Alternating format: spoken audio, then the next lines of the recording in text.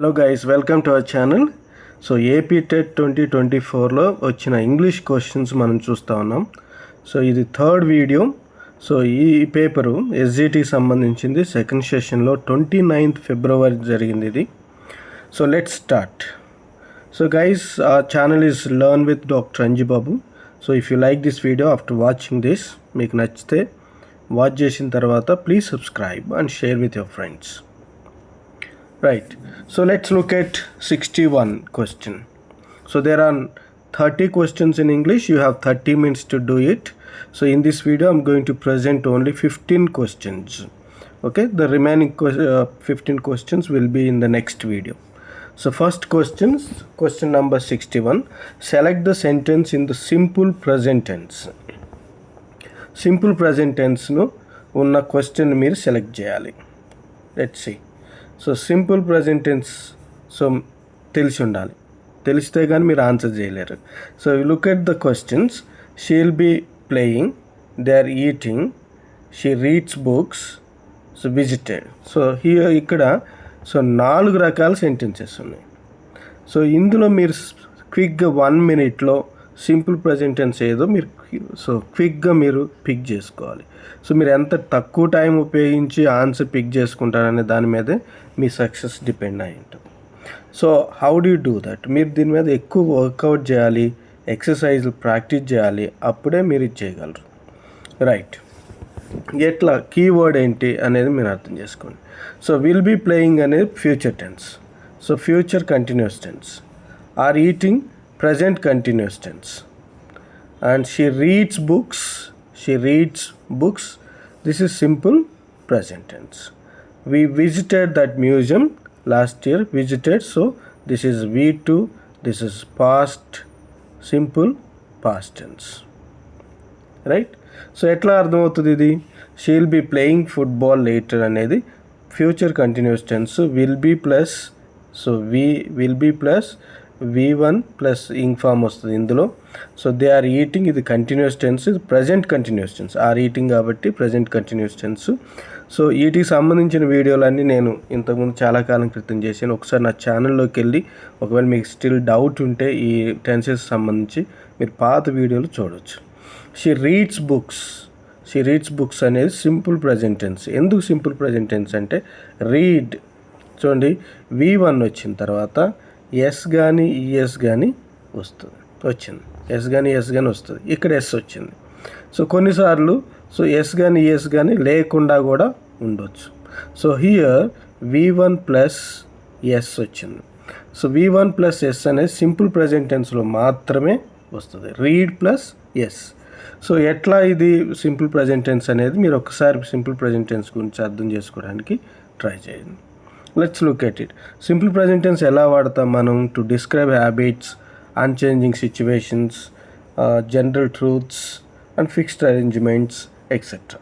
So ఈ కాంటెక్స్ట్లో మనం వాడతాం. రెగ్యులర్గా వాడేవి, సో రెగ్యులర్గా చేసే పనులు ఏవైతే ఉంటాయో వాటికి ఇది మనం వాడతాం. సో ఇందులో సబ్జెక్ట్ తర్వాత V1 వర్బ్ వచ్చి దానికి ఎస్ కానీ ఎస్ కానీ వస్తుంది, తర్వాత ఆబ్జెక్ట్ వస్తుంది. రైట్, ఎస్ కానీ ఎస్ అనేది ఇందులో ఆప్షనల్, ఉంటే ఉండొచ్చు లేకపోతే లేకపోవచ్చు. తర్వాత సబ్జెక్ట్ వచ్చి నెగిటివ్లో ఇలా ఈ ఫామ్లో ఉంటుంది, క్వశ్చన్ ఈ ఫామ్ ఉంటుంది. You look at these sentences, you will understand. So I run fast, you run fast, he runs fast, she runs fast, it runs fast. ఇవన్నీ కూడా మీ సింపుల్ ప్రజెంట్ టెన్స్లో ఇట్లా రన్ అనేది ఎందుకు ఉందనేది కూడా మీరు అర్థం చేసుకుని that depends on the subject. So let's move to the second question.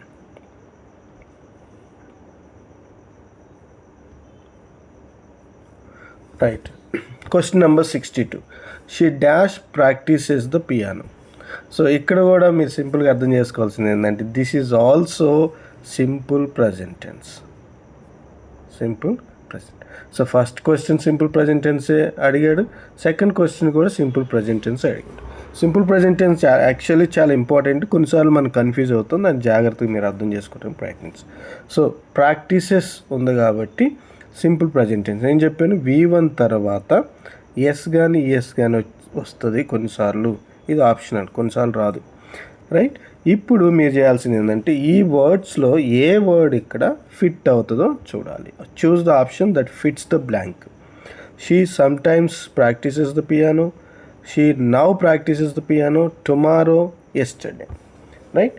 So now అనేది సో ఇప్పుడు చేస్తే మాత్రమే దాన్ని కొడతాం. సో టుమారో అనేది ఫ్యూచర్ టెన్స్, ఇది past tense. So sometimes అనేది రెగ్యులర్గా చేసే వాటికి అంటే రిపీటెడ్గా చేసేటానికి మంత్లీ వన్స్ లేకపోతే వీక్లీ వన్స్ అట్లా చేసేదానికి సమ్ టైమ్స్ వాడతాం. సో సింపుల్ ప్రజెంట్ టెన్స్ కాబట్టి ఇది ఇందులో సమ్ టైమ్స్ అనేది వచ్చింది. Right. I hope you understand this question. ఈ క్వశ్చన్స్ సింపుల్, ఈ సెట్లో వచ్చిన క్వశ్చన్స్ సింపుల్గానే ఉన్నాయి. 63. Choose the grammatically correct sentence from the following. వీటిలో ఉన్న కరెక్ట్గా ఉన్న సెంటెన్స్ ఏదో మీరు గుర్తుపెట్టాలి. సో మీరు ఒకసారి అసలు దేనికి సంబంధించిన క్వశ్చన్ అనేది అర్థం చేసుకోండి. అసలు ఈ క్వశ్చన్ దేనికి సంబంధించిందంటే articles. Frank is an European. It is an 1 rupee note. What beautiful painting. Man is mortal. ఇందులో కరెక్ట్ సెంటెన్స్ ఏదో మీరు పిక్ చేసుకోవాలి. సో అంతే. That means there are 3 wrong sentences. ఎందుకు రాంగ్ నేను ముందే చెప్పాను. These are the articles. So here time తక్కువ ఉంది కాబట్టి నేను తొందరగా మీకు ఆన్సర్ చెప్పడానికి ప్రయత్నిస్తాను. So Frank is European, right? Here an is wrong. An a European. ఇక్కడ యూరోపియన్ అనేది సో మీకు if you look at the word ఈ లెటర్స్ మీకు ఎట్లా కనపడుతున్నాయి అంటే ఓవల్స్ లాగా కనపడుతున్నాయి. రైట్. ఈ ఓవల్స్ కానీ సౌండ్ ఈజ్ కాన్సోనెంట్.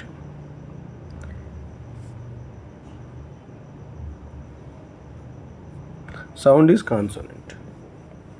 ఇది problem.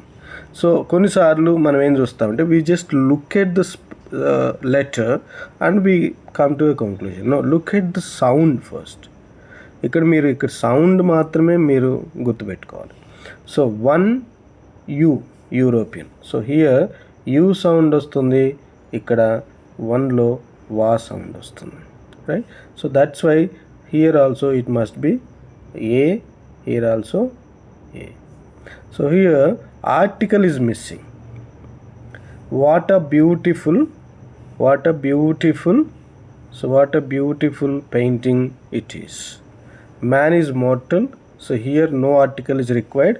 This is the right answer. Okay. 4th one is the right answer. Let's move to the next question. You look at some words. ఇవన్నీ కూడా ఓవల్ లెటర్తో స్టార్ట్ అవుతున్నాయి కానీ but they all have universal, unique, university, eucalyptus, unicorn, utopia and united all are consonant sounds, beginning consonant sounds. Right. So question number 64. 4th question. The following discourse marker can be used to express agreement. వీటిలో అగ్రిమెంట్కి సంబంధించినది ఏది? నువ్వు agri అయినప్పుడు ఏం చెప్తావు చూడండి. Yes, indeed, on the contrary, however, that's not entirely true. So if you look at these 3, last, second one, third one, fourth one, so these are all talking about not agreeing. These are disagreement. On the contrary, when you say that something and you are coming to other point, then you say on the contrary. So however is also so contrast. That's not entirely true. This is also contrast. So you are disagreeing. But this one, yes, indeed is agreeing. So this is also simple. Right. Choose the punctuation mark used to end in a declarative sentence. Declarative sentence సంబంధించింది ఒకటి. You should know sentence types of sentences and punctuation marks. Right. Declarative sentence, there are 4 types of sentences. So 4 types of sentence లో declarative sentence, ఈ 4 టైప్స్లో declarative sentence ఎట్లా end అవుతుంది. So మీకు ఆ declarative sentence అంటే ఏంటో తెలిస్తే కానీ పంక్చుయేషన్ అనేది అర్థం కాదు. So it's a period, not comma, not exclamation, not quote. Right. 66, sixth question. Choose the correct sequence of the words in which they appear in a dictionary. డిక్షనరీలో ఉన్న దాని ప్రకారం ఏది మీకు, ఇది ఏంటి, ఏం ఈ క్వశ్చన్ దేనికి సంబంధించింది? ఆల్ఫాబెటికల్ ఆర్డర్ డిక్షనరీలో ఎలా, సో డిక్షనరీలో ఎలా కనపడుతుంది అనే దాన్ని మీరు ఆ వర్డ్ చూసి డోంట్ గెట్ కన్ఫ్యూజ్డ్. సో ఈ ఫ్రేజ్కి మీరేం భయపడద్దు. సో ఇది ఆల్ఫాబెటికల్ ఆర్డర్లో ఎలా పెడతారు అనేది. సో మీకు ఇంతకుముందు కూడా చెప్పాను, ఇంతకుముందు వాటిలో కూడా ఫస్ట్ 2 letters ఆర్ కామన్, అన్నిట్లో కూడా first 2 letters common, third letter కూడా common. You come to the fourth letter I ఉంది, ఇక్కడ ఏలో ఐ ఉంది, బిలో ఏ ఉంది, సిలో ఏ ఉంది, జీలో ఈ ఉంది. సో ఫస్ట్ వచ్చేది ఏ. సో బిలో ఏ ఉంది, సిలో కూడా ఏ ఉంది. సో బిలో ఏ తర్వాత ఎల్ ఉంది, సిలో ఏ తర్వాత సి ఉంది. రైట్. సో ఇది first one. Okay, this is the first one. C is the first one. C ఎక్కడ వచ్చింది మీకు? ఇక్కడ సి బిగినింగ్లో ఫస్ట్ వన్ వచ్చింది, సెకండ్ వన్ వచ్చింది. సెకండ్ లెటర్, సెకండ్ ఆటోమేటికలీ ఇదే వస్తుంది, బి వస్తుంది. రైట్. సిబి ఎక్కడ ఉంది సిరీస్ కంటిన్యూస్గా? సో ఇక్కడ ఉంది, ఇక్కడ కూడా ఉంది, అదే ప్రాబ్లం. ఇప్పుడు థర్డ్ లెటర్కి పోవాలి. ఇప్పుడు థర్డ్ లెటర్ ఏంటి? ఇక్కడ లెజిబుల్ లెజెండ్. సో ఇక్కడ డి, లెజిబుల్ లెజెండ్లో ఇక్కడ ఈ ఫస్ట్ వస్తుంది కాబట్టి సో ఇది వస్తుంది first. So first one is the answer. Okay, first one is the answer, CBDA. Right. 7th question. Identify the linker that indicates cause and effect. So ఇంతకుముందు వీడియోలో కూడా నేను లింకర్స్ ఇచ్చాను, కాజ్ అండ్ ఎఫెక్ట్ ఏమొస్తాయి అనేది ఒకసారి ప్రీవియస్ వీడియోలో కూడా మీరు చూడొచ్చు. Similarly, hence, nevertheless, first. ఈ క్వశ్చన్స్ అన్ని రిపీటెడ్గా వస్తాయి, మీరు జాగ్రత్తగా వీటి మీద ఫోకస్ చేయండి. ఎట్లాంటి లింకర్స్, ఏ లింకర్ దేనికి ఉపయోగిస్తారు అనేది అర్థం చేసుకోండి. Right. Similarly, hence, nevertheless, first. ఏది cause and effect? Cause and effect అంటే దీనివల్ల ఒకటి జరగటం వల్ల ఇంకోటి జరిగింది అని చెప్పడానికి ఎప్పుడు చెప్తారు, ఎలా చెప్తారు? సో సిమిలర్లీ అంటే ఏంటి? సో ఏదైనా జరిగిందంటే దానికి అనుగుణంగా ఇంకోటి జరిగిందని, it is not a cause and effect. దానిలాగానే ఇది జరిగిందని చెప్తాను. సో హెన్స్ అంటే, వాట్ ఈజ్ హెన్స్? హెన్స్ అనేది కాజ్ అండ్ ఎఫెక్ట్ సంబంధించింది. ఒకటి జరిగింది కాబట్టి, సో మీరు శాలరీ, ఉదాహరణకి ఒక శాలరీ పెంచలేదు కాబట్టి, so hence I would like to resign for my job అని చెప్పచ్చు. రైట్. నెవర్త్లెస్ అనేది ఇది కాంట్రాస్ట్, ఫస్ట్ అనేది సీక్వెన్స్. రైట్. సో సిమిలర్లీ అనేది కంపారిజన్. సో కంపారిజన్లో ఏమొస్తాయి కొన్ని, నేను I will give a list. Cause and ఎఫెక్ట్లో వచ్చినప్పుడు because, therefore, consequently, as a result, hence, so etcetera, ఇవన్నీ కూడా సో ఇవి కాజ్ అండ్ ఎఫెక్ట్లో వస్తాయి. Similarly is related to comparison. Nevertheless, next. Nevertheless అనేది ఏంటంటే ఇట్స్ కాంట్రాస్ట్. నెవర్త్లెస్ అంటే despite anything to the contrary, nevertheless. So కాంట్రాస్ట్లో but, yet, however, on the other hand, although, even though అనేవి వస్తాయి. Sequence, first అనేది మనకి ఇచ్చాడు ఇందులో. Sequence first, second, third, next, then finally అనేది సీక్వెన్స్ సంబంధించినవి. సో ఇందులో మనకి కంపారిజన్ సంబంధించినవి ఇచ్చాడు, కాజ్ అండ్ ఎఫెక్ట్ ఇచ్చాడు, కాంట్రాస్ట్ ఇచ్చాడు, సీక్వెన్స్ ఇచ్చాడు. Right. So how do you define linkers? Linkers are words. Actually linkers main purpose ఏంటంటే to give you organised writing అనమాట. ఆ రైటింగ్ని ఆర్గనైజ్డ్గా ఎలా చేయాలనే దానికోసం లింకర్స్ మనం వాడతాం. Linkers are words or phrases that connect clauses, sentences and paragraphs. They are used to show the relationships between ideas and to make your writing more clear and concise. Right. So this is a list.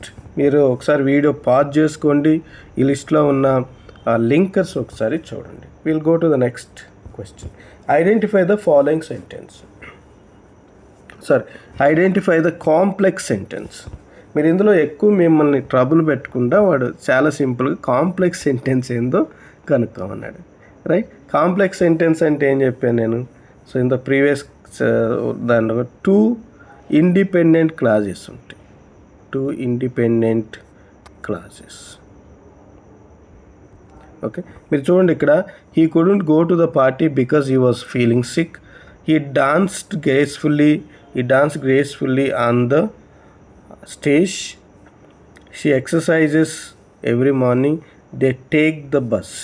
So very సింపుల్గా మీరు 2 clauses ఉన్నాయా లేవో చూస్తే, independent clauses ఉన్నాయా లేవో చూస్తే ఉన్నది కేవలం ఫస్ట్ దాన్ని. So first one is the answer. ఇవన్నీ కూడా సింపుల్ సెంటెన్సెస్, ఓన్లీ 1 క్లాజ్ ఉంది, 1 independent clause. Right,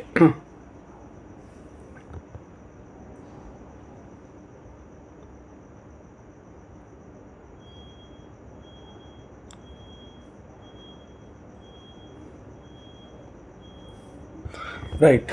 select the conjunction that represents a choice between 2 options. Select the కంజంక్షన్ని ఇక్కడ మీరు సెలెక్ట్ చేసుకోవాలి. సో కంజంక్షన్స్ ఉన్నాయి. ఈ కంజంక్షన్ ఏంది? Represent choice between 2. 2 ఉన్నప్పుడు ఏదైనా ఒకటి అని చెప్పటానికి ఏం చెప్తారు? పెన్ ఆర్ పెన్సిల్ అని. For example, pen or pencil, అది కానీ ఇది కానీ. Give me pen or pencil. I'll give you money or something else. Right? So here but కాదు, and కాదు, and అనేది addition, so అనేది కూడా కాదు. So third one is the answer. Next, take the phrasal verb that means to completely deplete the supply of something. So deplete అంటే అయిపోవటం అని. So మీరు వాడగా అవి అయిపోయినాయి. So take over, put off, come across, run out of. So run out of అనేది ఇక్కడ right answer. ఎందుకంటే this is talking about reducing something, reduction of something.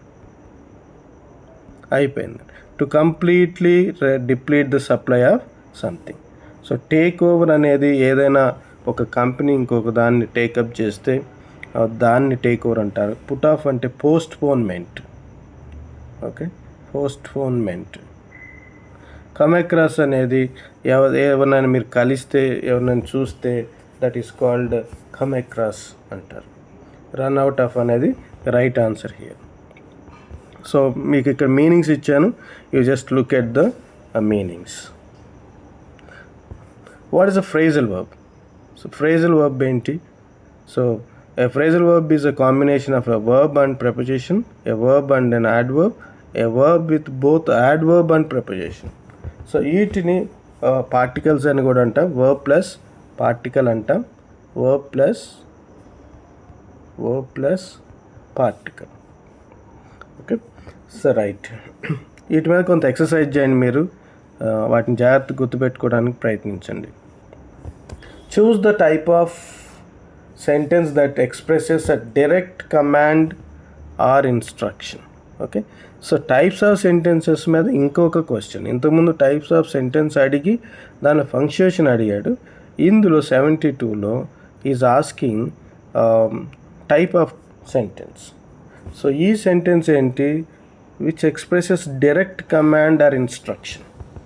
Command instruction ఉండే, direct command instruction, command instruction ఉండే sentences. డిక్లరేటివా, exclamatory, ఇంపరేటివా, interrogative. So imperative. Okay, మీరు ఈ types of sentence just గుర్తుపెట్టుకోండి, అర్థం చేసుకోండి. There are 4 types of sentences ఉన్నాయి. సో ఫస్ట్ డిక్లరేటివ్ సెంటెన్స్ అనేది స్టేట్మెంటు. సో అది ఫుల్ స్టాప్తో ఎండ్ అవుతుంది. So imperative sentence talk about commands, request, etcetera. So this is also ends with full stop. And interrogative sentence అనేది question మార్క్తో end అవుతుంది. It's all about asking questions. Exclamatory sentence all about feelings, emotions, and there will be exclamatory mark. Right. 73. Don't waste time. The teacher said to the student. ఇది కొంచెం complicated question. అడిగిన క్వశ్చన్స్లో కొంచెం difficult question ఇది. So నేను దీని మీద ఒక video కూడా చేశాను ఇంతకుముందు, దాన్ని చూడండి. ప్రీవియస్ వీడియోలో కూడా దీన్ని ఎట్లా అనేది నేను చెప్తూ వచ్చాను. ఒకసారి ఆ ప్రీవియస్ వీడియో కూడా చూడండి. Don't waste time, the teacher said to the student. దీన్ని ఎలాగూ మీరు మారుస్తారు. ఇట్లాంటి క్వశ్చన్స్ కొంచెం కాంప్లికేటెడ్, ఎందుకంటే వన్ సింగిల్ వర్డ్ మీరు తప్పు చేయొచ్చు. చూడండి ఇక్కడ ఏం లేదు, అంతా అన్నిట్లో కరెక్ట్గానే ఉంది, ఆల్మోస్ట్ కరెక్ట్ అని కొంచెం జంబుల్ చేశాడు అంతే. The teacher advise the students not to waste time here. Don't waste time, to not waste time and don't waste time. So ఏం చేయాలంటే ఇక్కడ హియర్ ద సెంటెన్స్ యాక్చువల్లీ మీరు ఇండైరెక్ట్ స్పీచ్లోకి మార్చినప్పుడు నాట్తో స్టార్ట్ అవుతుంది, అది గుర్తుపెట్టుకోండి. Negative sentence, negative imperative sentence వచ్చినప్పుడు నాట్ డైరెక్ట్లీ డోంట్గా రాదు, టు నాట్ రాదు, డోంట్ రాదు. So like this it comes like this. Not టుతో స్టార్ట్ అవుతుంది. సో అది దాన్ని గుర్తుపెట్టుకోండి. So I'll give you some more examples so that you can understand. You look at this negative sentence. She said, "Don't go away." She told me not to go away. Okay, so it's starting with not to go away. So next question, don't come here, she said. She asked him not to come there. I said don't be noisy. She begged us not be noisy. She begged don't be lazy. So she told him not to worry. Okay, so మీరు direct స్పీచ్లో ఉన్న దాన్ని మీరు first అందులో నాట్ని తీసుకొని మీరు start చేయాలి sentence. Okay, right. 74. We have 74. So one more question is left. 74. 3/5 of all the money already been spent. ఇది కొంచెం డిఫికల్ట్ క్వశ్చన్, కొన్నిసార్లు మనం కన్ఫ్యూజ్ అవుతాం. సో 3/5 అనేది so single part, it's a fraction. So ఇక్కడ ఏంటంటే rule, the fraction, this fraction is treated as a singular. So in case మీరు plural అనుకుంటే అక్కడ కొంచెం ప్రాబ్లం అవ్వచ్చు. సో సింగులర్ కాబట్టి హ్యాజ్ వస్తుంది, not were and are. So this is the answer, has is the answer.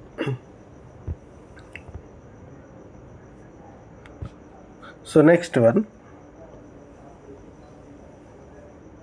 body of human beings or animals embalmed for burial. So మనం కొన్ని సుగంధ ద్రవ్యాలు అన్నీ వేసి ఒక బాడీని మనం బరియల్కి పంపిస్తే లేకపోతే దాచి పెడితే ఏమంటారు దాన్ని? Choose the one word substitute. So there are nigger, snotty, mummy, draper. So the answer is here mummy. మీకు ఇది తెలుసు ఆల్మోస్ట్, మీరు దాన్ని అంటే మీరు ఆ సెంటెన్స్ని అర్థం చేసుకుంటే you can answer it. So nigger అనేది actually this is offensive word.